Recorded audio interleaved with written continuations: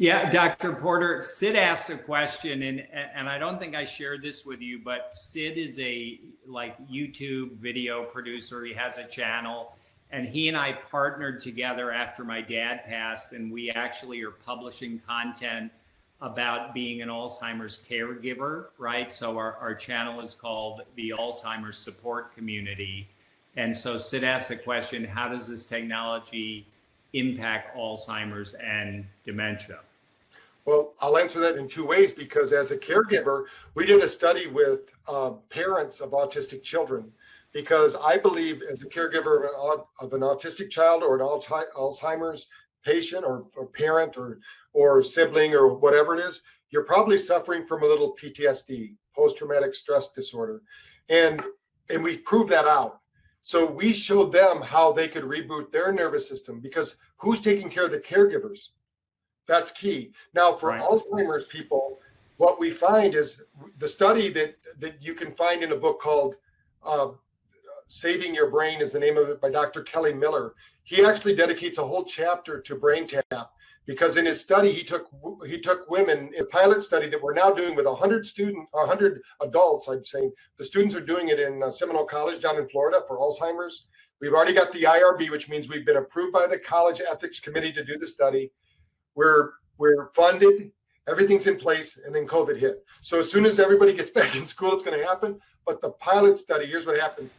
We took this pilot study. They were all diagnosed by their medical doctor as Alzheimer's. They had dementia, full blown. They all had their brains scanned with a device called the New Mind.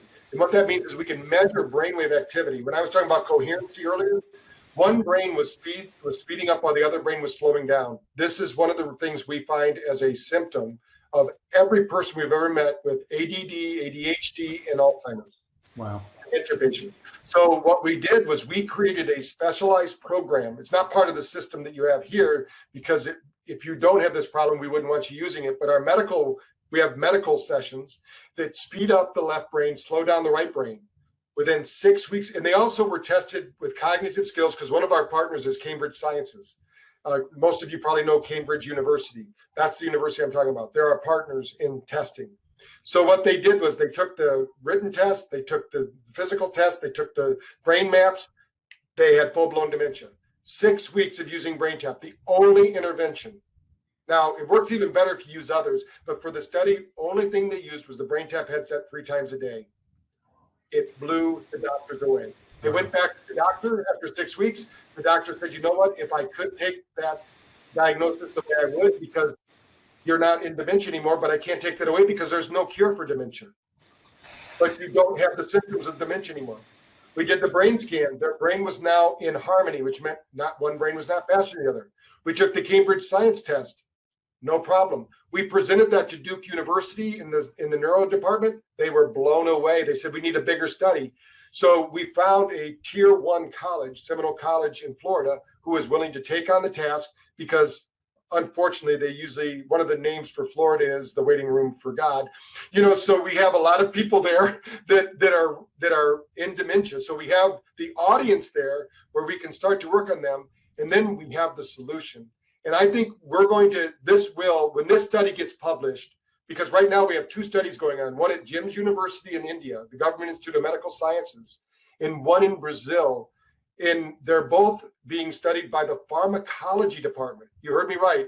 They are presenting BrainTap as a digital drug because we trigger the world's greatest pharmacy, the human brain. And they're going to prove out what we already know, because all the pilot studies proved it right.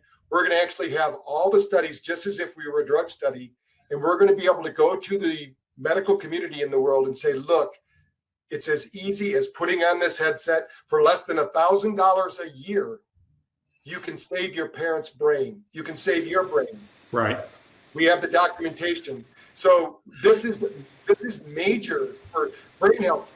A lot of people, the other thing they can do, of course, for brain health is physical exercise. But between physical exercise, right now, the only solution they have for brain health is physical exercise, because we know that helps too.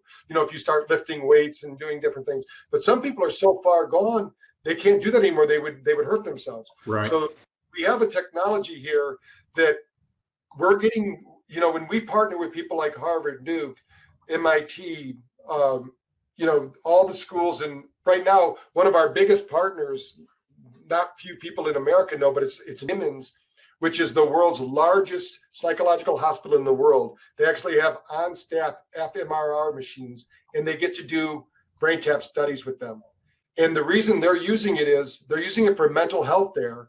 I'm not saying that we're going to replace mental health here in America, because there's a lot of restrictions for that. But in India, when they see more people in a day in that mental hospital than most clinics in America see in a year.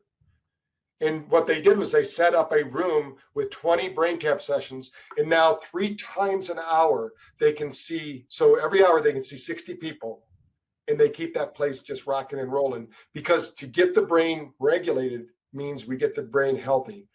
And now Steve's asking about autism. We have a really great autism program, and it's been well documented and researched. Actually, out of Orange County, California, we have a Dr. Joquita Handy, who's one of the leading experts in Alzheimer's treatment. And we did a study where we took, what we find with autism is the autistic brain, unfortunately, is missing alpha.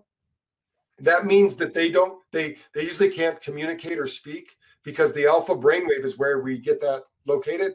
What we found out was it took 30 days, and I could go on and on about the studies, but just in short, we took 30 days, we recruited up to 23% more alpha activity in 30 days. 6 months later, we went back and they still had the 23% recruited alpha.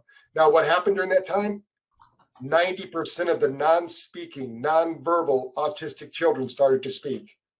Wow. She's a speech pathologist, so that's the main reason we did that study.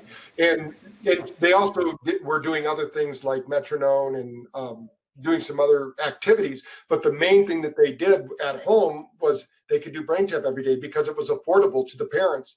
And then that's where we did the study with the parents of the autistic children. There's actually a group called Mother's Revolution. Thinking Mother's Revolution is the name of it.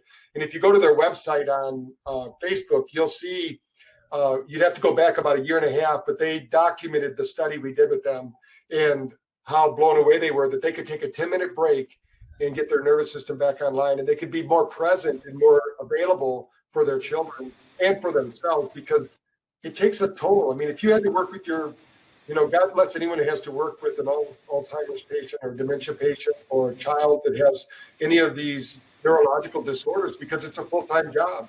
And, you know, and it takes its toll on us for stress.